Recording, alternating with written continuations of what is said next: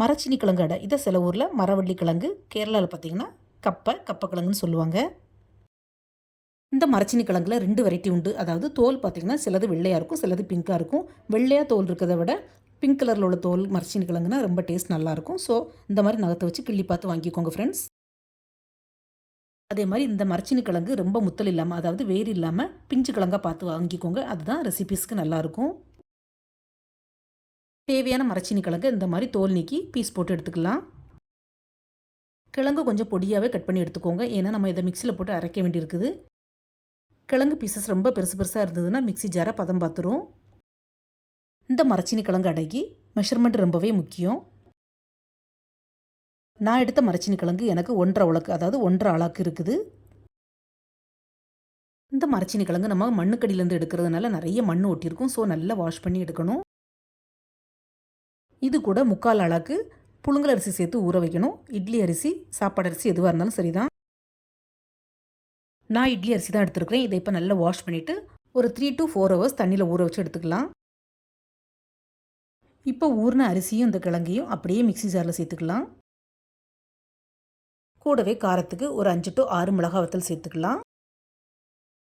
தண்ணி ஃபஸ்ட்லேயே நிறைய சேர்க்க வேண்டாம். கொஞ்சம் கொஞ்சமாக தேவைக்கு தக்கன ஊற்றி அரைச்சி எடுத்துக்கலாம். அடை மாவை இந்த மாதிரி ரொம்பவும் பிறுபிறுன்னு இல்லாமல் ரொம்பவும் நைஸாக இல்லாமல் அரைச்சி எடுத்துக்கோங்க. அரைச்ச மாவை ஒரு மிக்சிங் பவுலில் சேர்த்துக்கலாம். இப்போ தேவையான அளவு உப்பு, கொஞ்சமாக சின்ன வெங்காயம் டேஸ்ட் நல்லாயிருக்கும். அது கூடவே கொஞ்சம் பொடி பொடியாக கட் பண்ண கருவேப்பிலை, நல்ல ஃப்ரெஷ்ஷான கருவேப்பிலையை சேர்த்துக்கோங்க. கூடவே கொஞ்சம் பொடியாக துருவின வெள்ளை தேங்காய், அப்புறம் கொஞ்சம் காயப்பொடி, இவ்வளோத்தையும் சேர்த்து நல்லா மிக்ஸ் பண்ணி விட்டுக்கலாம். ஃப்ரெண்ட்ஸ், இந்த அடை தோசைக்கு வெங்காயம், கருவேப்பிலை, தேங்காய் எல்லாமே கொஞ்சம் ஈக்குவல் குவான்டிட்டியாக சேர்த்துக்கோங்க. டேஸ்ட் நல்லாயிருக்கும்.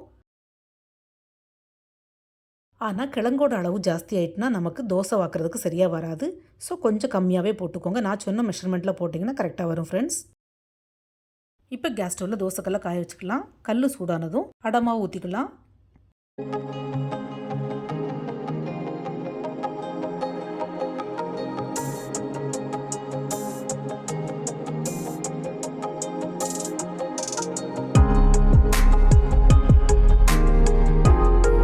இந்த கிழங்கடைக்கு ஒரு சின்ன டிப்ஸ் என்னென்னா, அடை மாவு ஊற்றின உடனேயே, அதாவது தோசையை பரத்தின உடனே எண்ணெய் ஊற்றாமல் கொஞ்சம் டிரான்ஸ்பரண்ட்டாக மேலே வெந்ததுக்கப்புறமா எண்ணெய் ஊற்றினா சுத்தமாக அடிப்பிடிக்காமல் பிஞ்சு போகாமல் வரும்.